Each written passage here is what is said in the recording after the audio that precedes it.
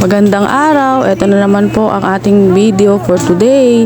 Itong video na ito, ang pagkakaalam ko ay late upload pa rin tayo kasi matatapos ng taon, kailangan na lahat i-upload lahat ng mga videos na ka-store sa ating cellphone kasi nga puno na rin ang memory. So sobrang busy ko talaga guys, no, hindi ko na naalalang may mga videos pa pala na hindi na-upload.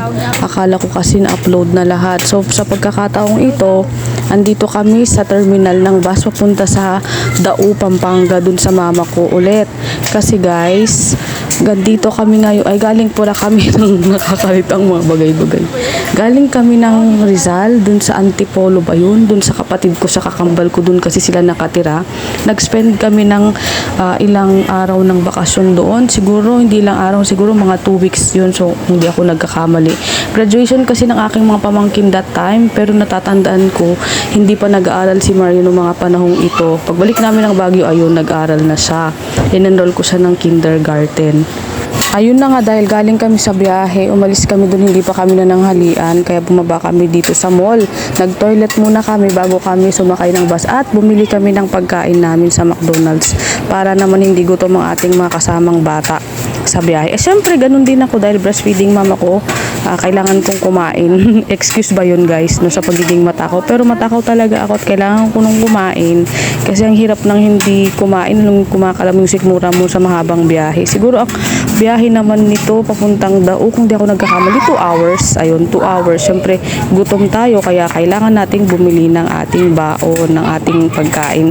So, rice at ulam, ang rice at saka chicken ang kinuha nating pagkain para hindi naman tayo magutom kahit na hindi na tayo magmerienda. Basta, meron tayong hard bill na kinain. So, ayan na nga ang ating order. Pagkatapos ng ating makuha yan, diretso na tayo sa terminal ng bus. Ang ganda ng terminal dito sa, ewan ko kung saan nga ba tong terminal na to. Hindi ko matandaan, basta katabi niya ang mga mall, tapos sa loob siya ng isang building. Ayan, makikita nyo dyan mamaya.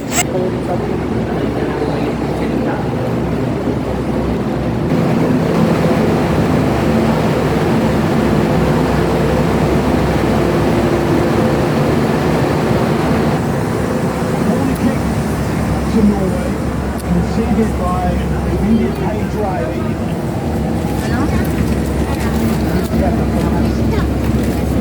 Nice. Eat na that one, eat na. Pahinga ako tissue, may tissue ka ba dyan? Ayun, touchdown, nandito na po tayo matapos ang 2 hours na biyahe. Sumakay kami ng blue taxi o ano bang tawag dun, yung taxi na blue ang kulay. So ayan guys, meron tayong masamang experience dito dahil nga nakita natin bumaha kasi sobrang lakas talaga ng ulan nung time na dumating kami dyan kasi gabi na yun eh. So, ayan, nabaha sila. Ang taxi na sinakyan namin, gusto na kaming ibaba kasi nga daw sumasahid yung kanyang makina. Siyempre, nakiusap kami na wag niya kaming ibaba kung saan. Kasi nga, siyempre, may mga bata kaming dala. So, hindi ko alam kung anong gagawin ko dahil bago pa lang naman tayo sa lugar na ito. Ibig kong sabihin, hindi kami dito sanay, no? Hindi ko alam kung anong pasikot-sikot dito. So, wala kaming nagawa. Binaba niya kami sa McDonald's. Buti na lang, malapit na lang pala ito kila mama ko doon sa lugar nila sa May Porac, Pampanga. So ewan ko kung gaano kalayo, basta sa tingin ko malapit na lang ito nung na-estimate namin ng kinabukasan ba yun. Basta ganun guys, ang gulo-gulo. Natakot ako kasi syempre may mga kasama akong bata. Kaya yung bahang yan, sobra talagang taas guys. Para sa akin ha. So ang exage kasi hindi naman ako nakakaranas ng baha sa Baguio. Dahil siguro mataas ang lugar na yun o yung lugar namin hindi siya nababaha.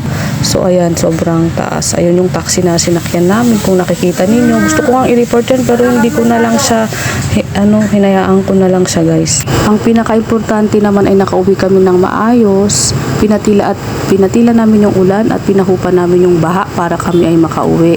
Safe and sound. Ayan, so nandito na kami sa bahay ng kinabukasan. Hindi na ako nag-video nung gabi kasi napagod kami sa biyahe.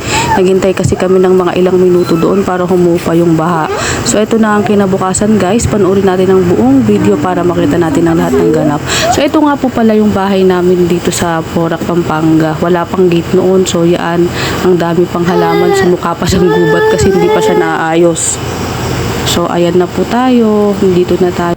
Ayun, mag-subscribe ka na sa aking channel kung bago ka at i-click mo rin ang notification bell para lagi kang updated sa ating mga upcoming videos and mga old na videos na yan, sa mga marami nating videos dyan sa ating paggawa ng videos mula sa ating pamilya. So, ayun, salamat sa support. Thank you so much for watching.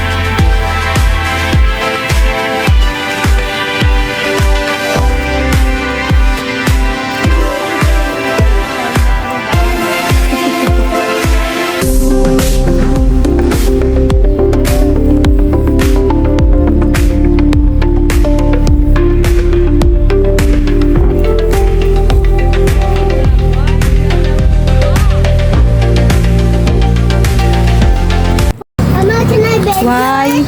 Mama, give it to me. Yes! Give this something to me because I will video it. Hello, guys. Today we are picking berries. I will keep. Hello, Mama. Say hello to the reviewers. Tita, guys. Say hello to the reviewers. Say hello to.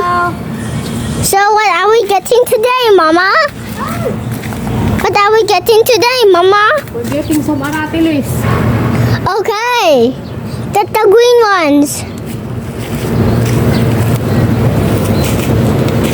Ano, it's good to get like this.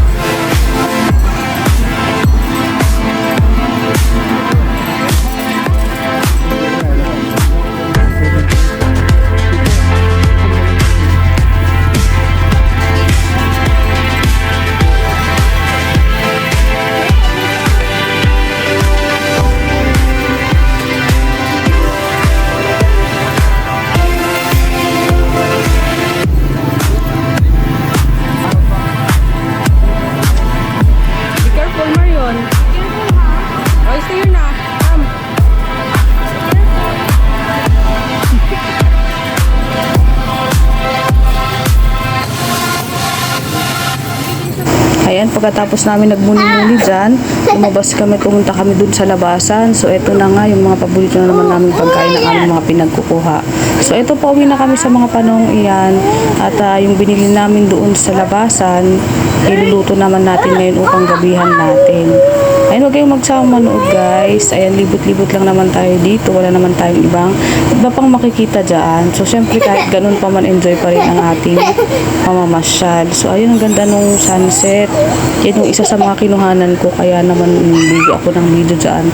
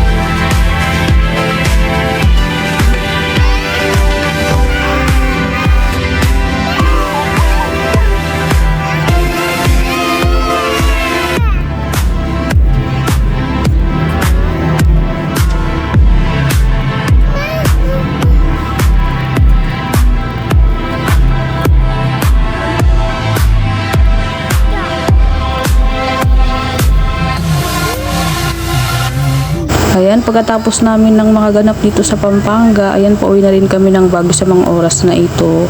So, ayun, dinner, tas kinabukasan ay larga na pauwi ng Baguio. Ito yung pinakamalungkot minsan na part, ano, magkakahiwa-hiwalay kami magkakapatid. Dahil nga, syempre, ang bakasyon namin ay hindi naman palagi. Siguro once a year lang. So, this year, once a year na naman ulit. So, kapag magkakasama tayo ay masaya. Pero kapag magkakahiwalay na, malungkot na. Kaya, ayun, nandito na tayo. Ano ba yan? Nabubulo na naman ako. Dito na tayo sa Baguio, guys. Gabi na. So, yan ang bulubundukin ng Baguio. Makikita natin maraming ilaw, parang Christmas tree ang mga bundok. So, diba, ang bilis lang ng panahon at isang taon na naman ang nakalipas. So, malalaki na ang mga bata kapag nakita nyo sa susunod dating mga videos at mga vlogs. So, ayan, no, diba, parang mga Christmas tree ang mga bahay sa paligid dun sa mga bundok ng Baguio City. And thank you all so much for watching and hope to see you on my next video. God bless us all. God bless us everyone. And, yun, mabuhay tayong lahat. Bye-bye! Marion!